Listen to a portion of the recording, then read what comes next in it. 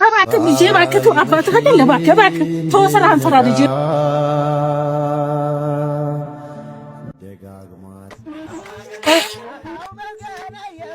እና አሁን ጥፋት ሰራ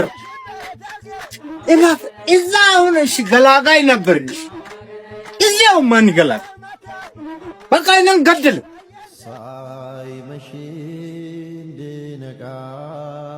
ምን ሆነ ነው ምንድነው ልጅ ምንድነው ከኔ ልጅ ምንድነው አይ ምንም እናቴ ፊት እኮ ልክ አይደለም የኔ ልጅ ታዲያ ምን ሆነ ነው ቆየን ሰው ለምን ብናደርገው ነው የሚሻለው እንደው የመከረኛ አባት ነው አይደል ድንጋይ ይዞ መጥቶ እኮ ስራ ቦታ ካልደበደብኩ እያለ ሰው ነው ያተረፈኝ የኔ አልበቃ ብሎት ጭራሽ ስራ ቦታ ድረስ አንተ ሊደወደም መጣ ችግር የለውም እናቴ ልኩን አሳየዋለሁ ተረጋጋቶ የኔ ልጅ እሱ ሁሌ ልማዱ አይደል አስኪቶ ተወረፍ የኔ ልጅ አንተ ትሻላለህ